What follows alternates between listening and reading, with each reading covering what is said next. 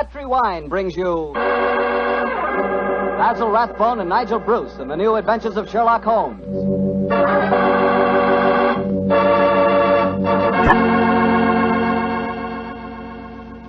The Petri family, the family that took time to bring you good wine, invite you to listen to Dr. Watson tell us another exciting adventure he shared with his old friend, that brilliant detective, Sherlock Holmes. And say, while you lend an ear to the good doctor, you'll get a lot of pleasure out of a glass of rich, ruby-red Petri California port. Just sit back and sip that Petri port leisurely. There's a wine that's just perfect after dinner. A wine that really goes with storytelling and conversation. Petri port is as rich in flavor as it is in color. And what a flavor. Full, hearty, and delicious. Well, I can't think of a better way to express your hospitality than to offer your friends a glass of good Petri port. Serve that Petri port alone, or serve it with fruit or nuts, or with cake or sandwiches. No matter how you serve it, you can serve that Petri port proudly. Because the name Petri is the proudest name in the history of American wine.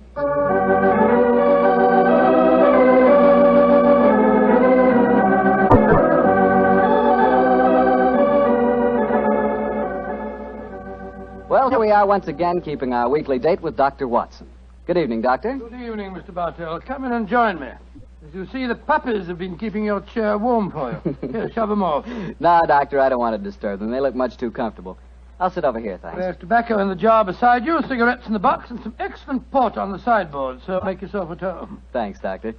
Are you all ready with tonight's new Sherlock Holmes adventure? Yes, Mr. Bartell, though I'm afraid after all these years, it's going to be a little hard for me to recapture for you the spirit of the story. Last week you told us that a band of gypsies played a prominent part in the adventure. Yes, they did indeed. And it was amid that colorful atmosphere that my story begins. It was in the autumn of 1890.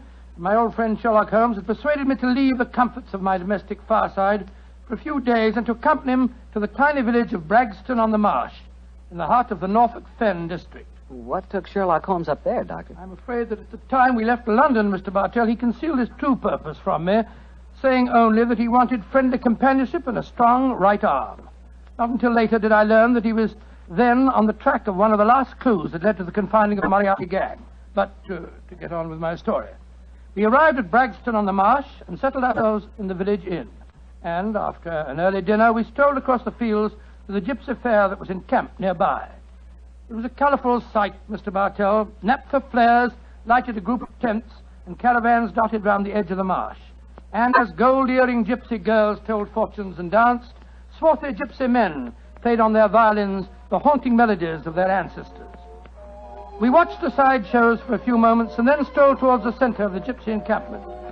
It seems only like yesterday, Mr. Bartell, as Holmes turned to me and said...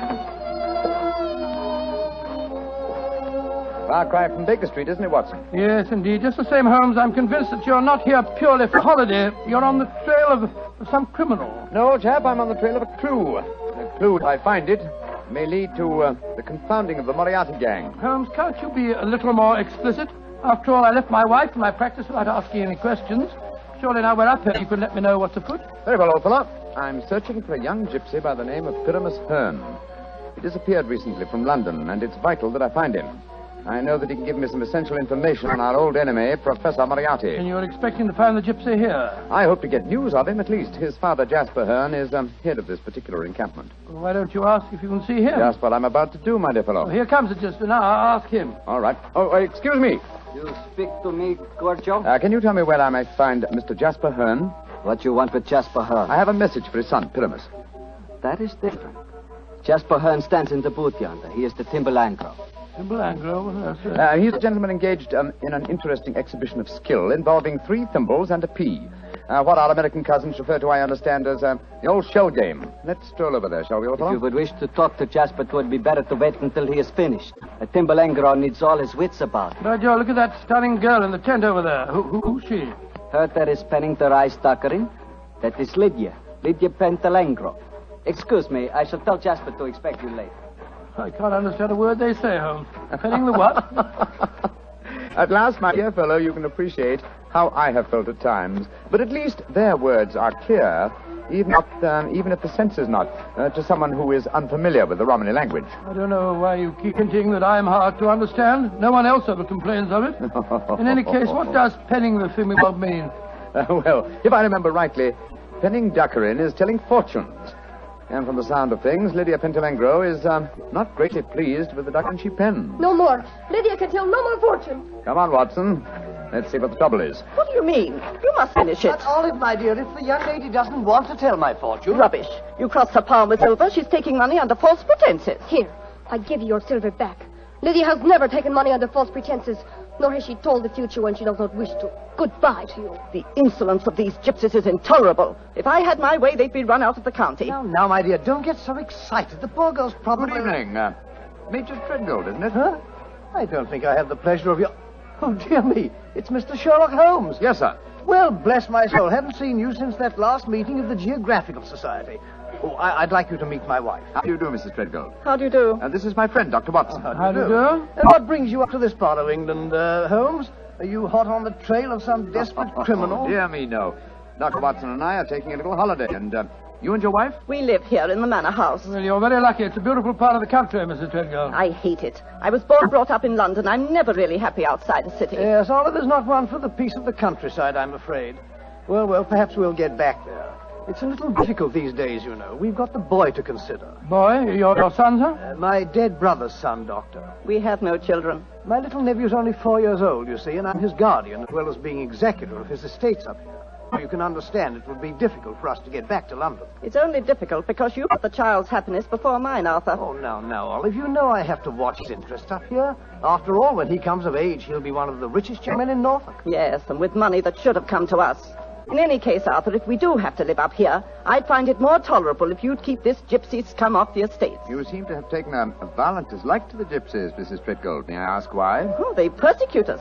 They steal our sheep, they break our windows, and just the other day they wantonly led our prize pig into the Bragstone quagmire and let the beast perish. Why should they single you out for persecution like this, do you suppose? Oh, I can't imagine. I've always tried to be nice to them. Too nice, Arthur. That's your trouble. Well, I have a very good reason for humoring them, my dear. You see, Holmes, I've always been afraid they may carry this feud so far that they'll even hurt the baby. Olive, my dear, I wonder if you'd go ahead and wait for me in the carriage. It's getting rather chilly. I'll join you in a moment. Very well, Arthur, but don't keep me waiting long. Good evening. Good evening. Good night, Mr. Treadgold. Let's stroll away from the camp, shall we? I've got something very important to tell you. Something I didn't like to say in front of Olive. The gypsies have threatened to kidnap our boy. How shocking. What form did their threat take, sir? This letter. I found it pinned on the frame of my dressing room mirror when I went up after dinner tonight. Let me see it, will you, please? Well, what does it say, Holmes? A Romany Rye... A Romany Rye? Won't take your insults forever, Major and Mrs. High and Mighty. Watch out for the Treadgold heir. The Bragstone quagmire would make a nice finishing school for him. Romany Rye? What's that mean? Well, it's their own term, meaning gypsy. Mr. Holmes, what shall I do? Major Treadgold, I... Great heavens! That shot just missed me. Where the blazes it come from? I can't see a soul. Easily have come from behind any one of those caravans ahead of us. If you wanted direct evidence, gentlemen, this is it. That is the first open attempt on my life. Holmes, what extraordinary luck for me that you're in the neighborhood. I'll pay you any fee you name to handle this business. It seems to me that this is a job for the police. I don't want to go to them. Oh, why not, sir? Well, I'm afraid that these attacks may stem from some injustice to the gypsies committed by my late brother. If that were so, I wouldn't wish to expose the fact. I want this kept private. What do you say, Mr. Holmes? Very well, sir. I'll accept the case. It shall be kept private, and I promise to do everything in my power to protect the safety of the Treadgold heir. We are staying at the Rose and Crown in the village. Please get in touch with me if there should be any further developments. The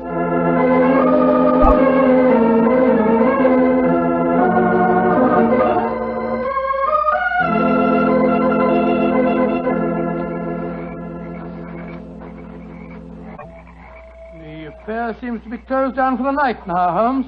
They're turning out the naphtha flares. Yes, let's stroll over to Jasper Hearn's caravan, shall we? He should be free now. Well, if he's head of this tribe, he ought to be able to tell you something about this Treadgold business. Yes. Though I shall first ask him about his son, Pyramus, the man I'm looking for. I think the fact that I know his son will inspire confidence. Here we are. This is the caravan. That girl, Lydia Petrulengo, sitting outside, the one that was telling fortune. Yes. Good evening. Who you and what you want? I wish to speak to Jasper Hearn. He is not here. He's gone to the marshes. When will he be back? I do not know. You bring trouble to Jasper? No, my dear. This is a personal visit. We're not after him for being a thimble engro. Or for pinning duckerin. Oh, for a Gorgio, you speak a Romany well, brother. Oh, you are a true Lavengro, master of words. Where did you learn it? From Jasper's son, Pyramus. Ah, you know Pyramus then. A fine boy. Oh, sit down on the grass, my friend. You may wait here for Jasper. He will be back soon. Thank you. Is that your violin lying on the steps, young lady? No, that is Jasper's Boschum. Jasper's Boschum, what on earth's that? That is the Romany word for violin. You play, sir? No, but my friend does. So? Oh, then take it, brother. The stars are bright. The night is warm. Music will be sweet. To a Romany chai, I'm afraid my violin playing will sound rather poor stuff.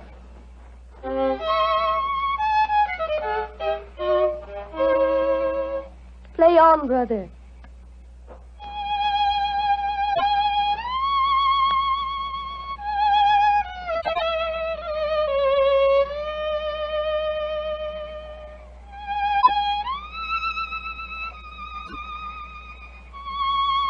Stop, brother. You play well, but Sarasate Zigeunerweisen is not the true gypsy music. I've heard it in London and in Budapest. They call it gypsy. But what can a Gorgio know of the true heart of Romany? Wait here. I will get my own violin. Charming girl, charming. But why do you keep on talking about Gorgios? Is that more of their confounded gibberish? A Gorgio chap is the term they use for anyone who is not a true gypsy. Now I will play for you the real gypsy airs. Thank you. I should appreciate it very much. But before you begin, I wonder if I might ask you a question. A friend of Pyramus may ask me any question. What is it? I observed you telling fortunes earlier on tonight. You refused to have a certain gentleman's hand and gave money back. Did you know who the gentleman was? No, brother. Nor the noisy woman with him. I refused to pen the duckerin because I saw blood and violent death in his hand. Violent death it is soon to come. Violent death? Good Lord. Watson, fellow, I want you to do me a favor. Yes, of course I will. What is it? I must remain here until Jasper Hearn comes back. I should like you to return to the inn. It's more than possible that we may have news from our client before the night is out. I'll be back later. Oh, well, it's nice of you to give me the best job. Good night, Miss Petronino. Good night. And now, please play for me a true Romany air. Very well, my friend. Listen.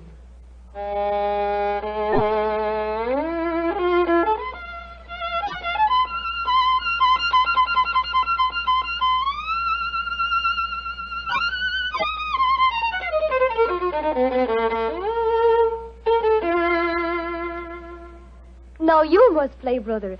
I shall make a true bushamanger of you. Come, see if you can follow me.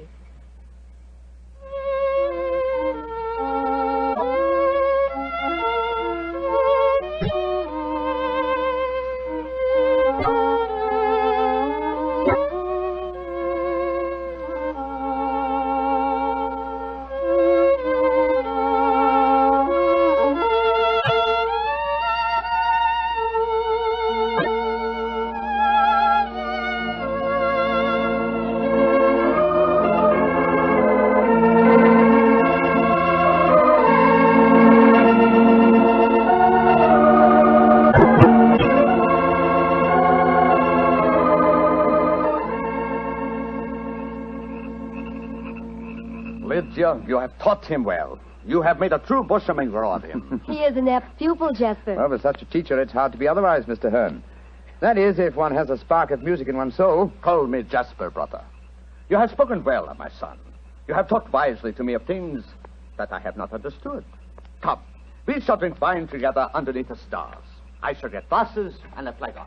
Jasper has taken a great fancy to brother. And I to him. He's a fine man. Sherlock Holmes, Yes, Lydia? may I read your hand, brother? Why, yes, of course. A strange hand, and a beautiful one. A long lifeline, and yet I see sudden death and violence surrounding you. Now, at this moment. And in the future, I see a journey for you, across the seas, within a year. Beware of water that runs in the mountains. Near death will befall you there. More travels, more dangers. Oh, you must be careful, brother. Oh, What is it? our paths are destined to cross but once. We shall not meet after this night. That makes me sad. Oh, but we shall meet again. I shall be here for some days yet. No, It says in your hand that we shall not meet again, and a hand cannot lie. Who is this that comes toward us through the moonlight? It's my friend, Dr. Watson, I think. Yes. Hello, Watson. What's wrong? Wrong. Everything's wrong. Mrs. Treadgold's waiting in the carriage. She wants you to come at once. Indeed? Why? The child has been kidnapped. Major Treadgold has gone for the police, and Mrs. Treadgold is threatening to rouse the local inhabitants and come out here and burn this camp to the ground if you don't find the You child. tell Mrs. Treadgold to return home. She can do no good here. But Holmes... Tell her, old chap, that I have the case well in hand. But how can you have? You've been out here all the time playing your violin. Have faith in me, please, old fellow, will you? And deliver the message. Then come back here and join me, and I'll explain everything to you. Very well. I suppose you know what you're up to. Violence and trouble, brother. It is all there in your hand. Well, what must be shall be, and I wouldn't have it otherwise. But for the moment, the sky is starlit, the air is still, and the melody you played haunts me. Let's play it together again, shall we? I should like that. I should like that very much.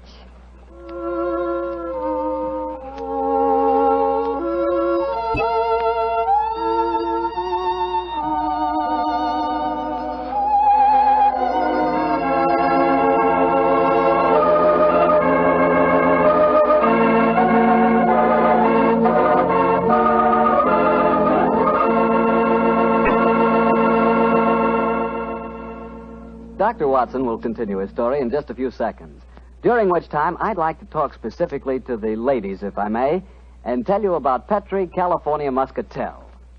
Just as Petri California Port has long been known as the wine of gentlemen, Petri Muscatel has been known as the favorite of the ladies. That's because Petri Muscatel is a golden-colored wine that looks like captured sunshine and tastes as... Well, did you ever taste big, plump muscat grapes picked when they're still misty and dew-covered? If you have, you know what to expect when you taste Petri Muscatel. The flavor of Petri Muscatel comes right from the very heart of luscious, hand-picked muscat grapes. You couldn't ask for a more delicious wine than Muscatel. Petri Muscatel. Well, Dr. Watson, I must say this is a strange story you're telling us. You mean to say that the heir to the Treadgold estates had been kidnapped, and yet Sherlock Holmes paid no attention? Yes, that's what it seemed like, Mr. Bartell. I couldn't understand him. I've never known him to be so indifferent to a case. There he sat until the early hours of the morning as he and that girl scraped away at their violins and never said a word about the kidnapped baby. Finally, as we walked home across the fields a few hours before dawn, his mind seemed to return to the matter at hand. He spoke quietly, and yet there was a note of suppressed excitement in his voice. What's the fellow? You're angry with me, aren't you? No, Holmes, I must say, but I'm a little confused. That girl seems to bewitch you. Have you forgotten that you accepted the job of guarding the Treadgold heir, and that the child was kidnapped tonight? No, I'm fully aware of the fact. Holmes, for heaven's sake, stop being so infernally matter-of-fact. What's come over? Oh, possibly it's the mood of this mild autumn night. It is indeed a St. Martin's summer. So much so that I've left my coat and deerstalker cap behind me at the encampment. Let's go back, shall we? And incidentally, when we get there, I can set your mind at rest by showing you the kidnapped child. You mean you know where it is? Certainly. It's, in the camp. Then the gypsies did steal it. No, my dear fellow. I did. What? This is one of those occasions when you absolutely infuriate me, Holmes. If you must keep me up half the night while you have a fitting concert with a gypsy girl, least of all you can do is tell me what's going on. You stole the child yourself. In heaven's name, why? Because the threatening note to Major Treadgold was so obviously a fraud. Oh, why do you say that? You will remember that the letter began, "A Romany Rye will not take your insults forever." Now, a Romany Rye, despite what Major Treadgold said, does not mean a gypsy, but a man who knows about gypsy law. It is a term no true gypsy would apply to himself. He would use the expression Romany child. So it was obvious from the beginning that no gypsy threatened the child. Now, who else had a motive for harming it? Well, Major Treadgold, because he stood to inherit the estate. Yes, or his wife. It's quite obvious she has no liking for our present life, and the child is an obstacle to a new one. With the child kidnapped and later made away with, obviously they both stood to gain a good many of the things they wanted. Yes, you're right. And whoever the culprit is took the precaution of pinning the blame in advance on the unfortunate gypsies by writing the false kidnapping note. Wait a minute, but how about the shot that was fired at us tonight as we walked with Major Treadgold? Probably fired by an accomplice to the plot, in order to give authenticity to the supposed danger. And the child is now in the gypsy encampment. Yes, I promised that I would protect the Treadgold heir, and so I arranged with Jasper Hearn to have the boy kidnapped for his own safety. But if anyone should find the child, they'll say the gypsies deliberately stole him. Oh, I'm quite certain that before that occasion arises, old chap, the criminal will have shown his or her hand. Come on, old fellow. Put your best foot forward. It's a long way back to the camp yet, and it's nearly dawn.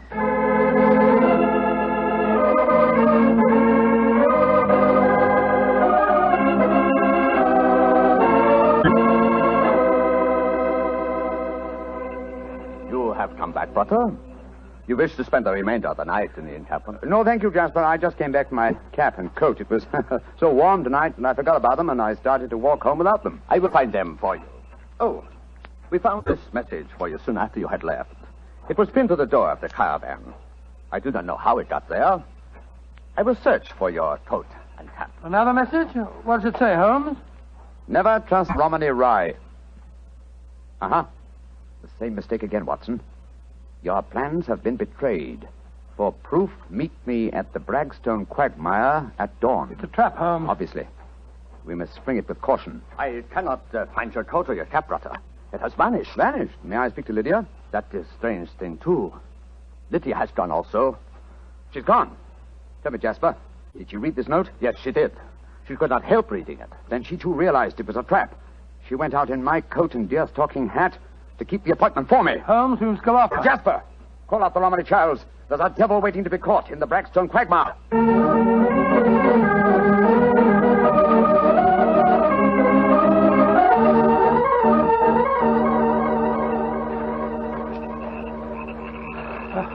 How much further to the quagmire, Jasper? 200 yards. No more. There's Lydia. There she is. And she's dressed in my deer-stalking hat and coat, walking into the trap that was set for me. Lydia! Lydia! They got her. Look. She stumbled. She's fallen. I'll go to her, Watson. Jasper, get that devil who staged this fiendish plot. I've a score to settle with him. Do not worry, brother. The score will be settled. Follow me, doctor. Right you are. I'm right behind you. Lydia! Sherlock Holmes, I was wrong. We do meet again. Your hand lied to me. Oh, Lydia. You're wounded. What can I do for you? There is nothing you can do, brother. No one can help me now. There is little pain. There is little time. Please, hold my hand. There. Tell me, Lydia, did you see who fired the shot? Yes. It was the man whose fortune I told today. The man with the noisy wife. Major Treadgold. Jasper and the men will take care of him. There is one thing I wish to tell you, brother. Yes? Our short meeting has brought me happiness. I should like to think I can leave you something so that you will not forget me. I shall always remember you, Lydia. Always. You gave your life for mine. There is one thing of mine that I wish you to have. It will remind you of me. What is it? My violin. It brought us together. I should like you to have it, brother. Lydia. Do not be sad. It is good. My life for yours. You will give help to many people. It is in your hand. Goodbye. Oshamangro.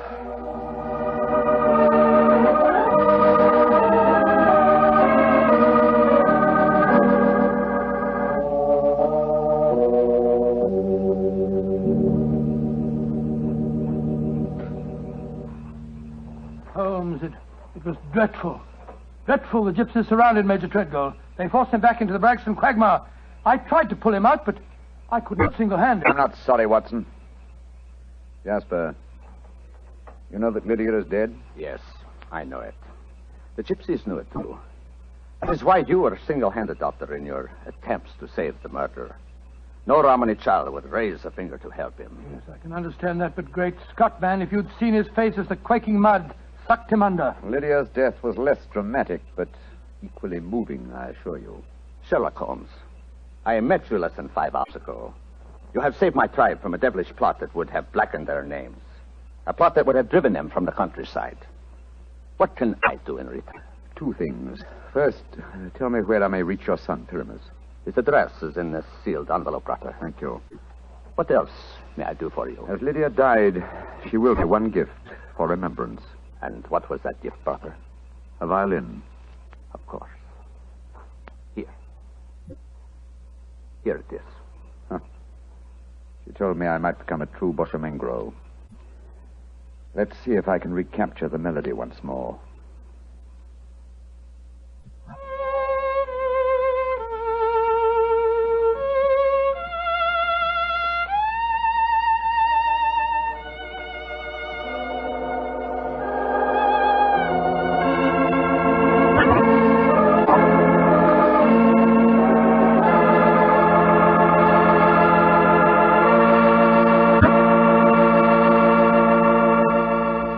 Doctor, that was a very strange story. A very fascinating one. But tell me, do you really believe that gypsies can tell your fortune by reading the palm of your hand? Oh, frankly, I don't know, Mr. Bartell. Perhaps they can. Perhaps it's coincidence. And then again, maybe some gypsy women have a heightened sense of intuition. You know, a woman's intuition can be an extraordinary thing. Yeah, so my wife keeps telling me. Of course, I have a kind of intuition myself. Oh, really? Mm-hmm. Every time I see a bottle of wine with the name Petri on the label, my intuition tells me I'm going to like it. And I always do, too. Mr. Bartell, if ever I saw a man with a one-track mind, you're that man. Thank you, Doctor. As long as my one track is Petri, I can't miss. Because nobody can miss with Petri wine. What other wine has such tradition, such a story behind it? Petri wine is made by a family, the Petri family. They've owned and operated their own business ever since its inception, back in the 1800s. The Petri family has been making good wine for generations, and they've been handing on down in the family, from father to son, the fine art of turning luscious, sun-ripened grapes into fragrant, delicious wine. And that sure adds up to a lot of experience. You can just bet your last dollar that no matter what kind of wine you want, when you ask for a Petri wine, you're asking for good wine, because Petri took time to bring you good wine.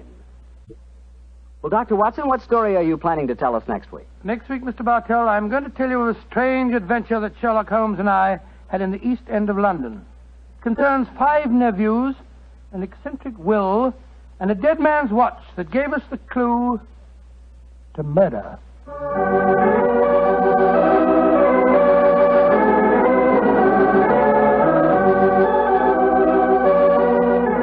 Tonight's Sherlock Holmes adventure was written by Dennis Green and Anthony Boucher and was suggested by an incident in the Sir Arthur Conan Doyle story, The Adventure of the Red Circle. Music is by Dean Fostler. Mr. Rathbone appears through the courtesy of Metro-Goldwyn-Mayer, and Mr. Bruce through the courtesy of Universal Pictures. They are now starring in the Sherlock Holmes series.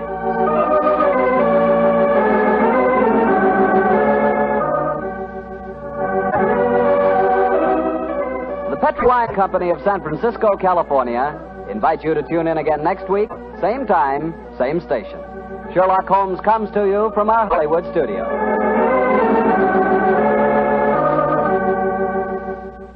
This is Harry Bartell saying good night for the Petri family. For a solid hour of exciting mystery dramas, listen every Monday on most of these same stations at 8 o'clock to Michael Shayne, followed immediately by Sherlock Holmes. This is the Mutual Broadcasting System.